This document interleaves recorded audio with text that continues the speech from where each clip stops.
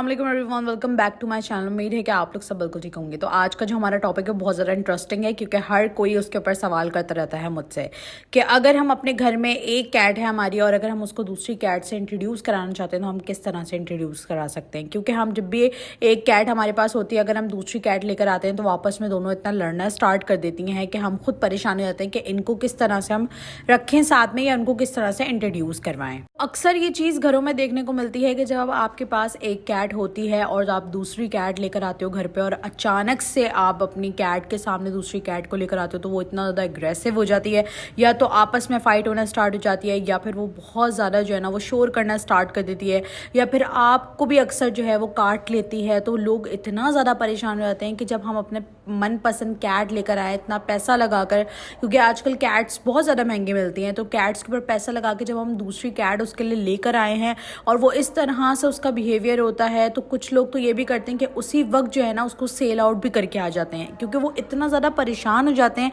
Cat का इस तरह का बिहेवियर देखकर। और आपस में जब कैट बहुत ज़्यादा फाइट कर रही होती है, या अगर आप उसको गोद में उठा रहे होते हो, उसको प्यार कर रहे होते हो, तो वो आपको भी काट रही होती है या आपके साथ भी फाइट कर रही होती है। तो ये एक बहुत बड़ा मसला बन जाती है ये चीज़। असल जो चीज़ होती है ना इसके अंदर, जो गलती आप लोग कर रहे होते हो, इसमें कैट्स की गलती नहीं होती, इसके अंदर टोटली आप लोगों की गलती होती है कि आप लोगों को पता होना चाहिए कि आप लोगों को कब और किस वक्त अपनी कैट को किसी दूसरी कैट के साथ इंट्रोड्यूस करवाना है। तो आज की वीडियो में मैं आप लोगों को यही बताने लगी हूँ कि आपने कौन सी कैट को किसके साथ इंट्रोड्यूस करवाना है और किसको किसके साथ इंट्रोड्यूस नहीं करवाना है और कब कब करवाना है। तो वीडियो को जल्दी से लाइक कर दीजिए, चैनल पर न्यू हो तो चैनल को जल्दी से सब्सक्राइब कर दीजिए। चलते हैं वीडियो की तरफ, आप लोग को डिटेल से बताती हूँ। सबसे पहली बात तो करते हैं किटन की। अगर आप अपने घर में किटन लेकर आते हो और आपके पास पहले से कोई भी किटन वगैरह नहीं है और आप फर्स्ट टाइम किटन लेकर आए हो, तब तो ठीक है, आप किटन लाओगे, उसके साथ खेलोगे, बैठोगे, उठोगे, उसको खाना पीना दोगे, उसके साथ आपकी अटैचमेंट हो जाएगी। थोड़ा टाइम लगेगा बट हो जाएगी। और आपने उसके साथ दोस्ती वगैरह करनी है और उसको सेफ रखना है, यानी कि उसको थोड़ा घूमने फिरने देना है ताकि वो भी अपने आप को थोड़ा सेफ महसूस करे। लेकिन अगर हम बात करें कि आपके घर में पहले से ही एक किटन है या एक से ज़्यादा कैट्स हैं, तो फिर आपको बहुत ज़्यादा एहतियात करनी पड़ेगी।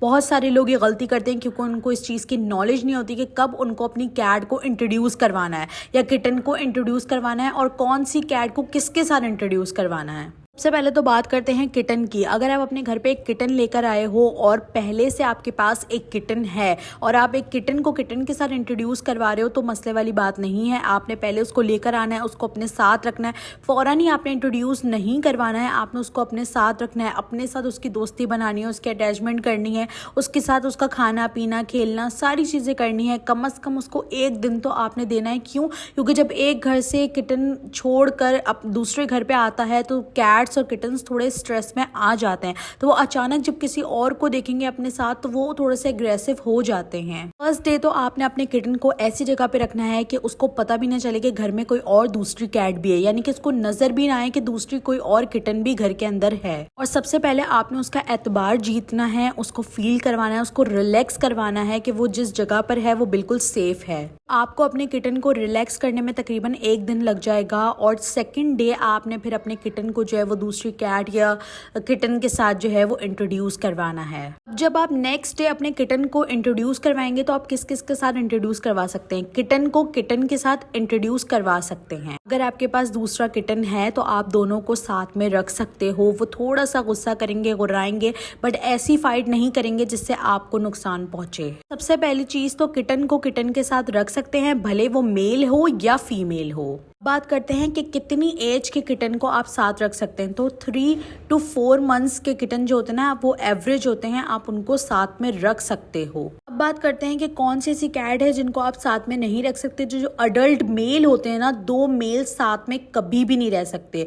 और आप कभी भी उनको अचानक से इंट्रोड्यूस कराएंगे तो वो इस तरह से फाइट करते हैं, इस तरह से गुर्राते हैं कि उसमें आपको भी चोट लग सकती है। उन्हें तो चोट लगेगी, साथ में आपको भी लग सकती है। अगर तो आपके घर में पहले से ही एक मेल मेल कैट है, अडल्ट मेल कैट है, और आप दूसरी लेकर आए हो, तो वो लोग डेफिनेटली फाइट करेंगे और बहुत बुरी तरह फाइट करेंगे। के बाद अगर हम बात करें फीमेल कैट की, तो 2 फीमेल कैट को हम साथ में रख सकते हैं। वो थोड़ा बहुत आपस में गुर्राएंगी, बट इस तरह की कोई भी फाइट नहीं करेंगी जिससे नुकसान हो। इसके अलावा और कौन सी ऐसी कैट है जिनको हम साथ में नहीं रख सकते? तो एक चीज़, अगर आपके घर पे एक कैट है जो कि प्रेग्नेंट है, यानी कि फीमेल कैट जो प्रेग्नेंट है, और आप साथ में दूसरी कैट लेकर आ रहे हैं, वो प्रेग्नेंट है, या जो घर वाली है वो प्रेग्नेंट है, तो उनको आपस में आप साथ नहीं रख सकते हो। मिसाल के तौर पे आपके घर में जो फीमेल कैट है ना, वो प्रेग्नेंट है, ठीक है। अब आप जो कैट लेकर आ रहे हो बाहर से, फीमेल ही हो भले वो, लेकिन वो आपस में फाइट करेंगी ही करेंगी, तो आप उनको भी साथ में नहीं रख सकते। दूसरी चीज़ ये कि अगर आपकी कैट जो है वो प्रेग्नेंट है और उसने न्यू बॉर्न बेबीज़ दिए हैं, और अब आप उसको किसी और दूसरी कैट के साथ रख रहे हो, तो वो भी फाइट करेगी। क्यों? क्योंकि गलती आपकी है, क्योंकि वो अपने बच्चों को प्रोटेक्ट करती है। जब न्यू बॉर्न बेबीज़ होते हैं तो कैट जो होती है बहुत ज़्यादा पोजेसिव होती है अपने बच्चों को लेकर, और उस टाइम पे कोई मेल सामने आए या फीमेल सामने आए, वो आपस में फ़ाइट लाजमी करती है। तो आपने इस चीज़ को बहुत अच्छे से ध्यान में रखना है कि आप 2 मेल कैट को एक साथ नहीं रख सकते हो, वो फाइट करते हैं, या प्रेग्नेंट कैट को किसी दूसरी कैट के साथ नहीं रख सकते हो, या फिर अगर किसी कैट ने अभी अभी न्यू बॉर्न बेबीज़ दिए हैं, आप उनको भी साथ में नहीं रख सकते हो। यानी कि अगर किसी कैट ने अगर बेबीज़ दिए हुए हैं और आप उसके सामने एक किटन भी लाके छोड़ देते हो, तो वो उसके साथ भी फाइट करना स्टार्ट हो जाती है। और दूसरी बड़ी गलती जो आप लोग बहुत ज़्यादा करते हो कि आप अभी कैट लेकर आए हो या किटन लेकर आए हो, आप अपनी पुरानी कैट के सामने ले जाकर उसको छोड़ देते हो। तो लाजमी सी बात है कि जब वो अचानक से किसी को देखेगी अपने घर में, तो वो फाइट करेगी, ना कि आप उसको पहले अपने साथ रखो और उसको अलग कर दो। मतलब न्यू कैट जो लेकर आई है उसको बिल्कुल अलग कर दो, उसको अपने साथ जो है मतलब अपने साथ रखें, उसका इंटरेस्ट डेवलप करें। उसके बाद फिर जाकर जब वो बिल्कुल स्ट्रेस फ्री हो जाए, फिर आप दूसरी कैट को उसके साथ इंट्रोड्यूस करवा सकते हो। यहाँ पर मैंने आप लोगों को कुछ रूल्स बता दिए हैं कि किस तरह से आपने अपनी कैट को किसी दूसरी कैट के साथ इंट्रोड्यूस करवाना है।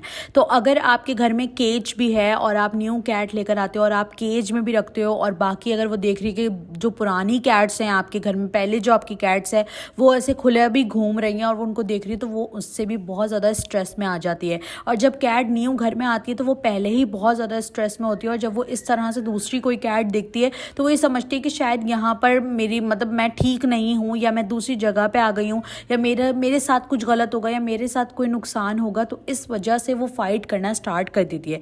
तो उम्मीद है कि आप लोग को मेरी आज की बात समझ में आई होगी और आप लोग को सही चीज़ समझ में आ गई होगी किस तरह से आपने इंट्रोड्यूस करवाना है।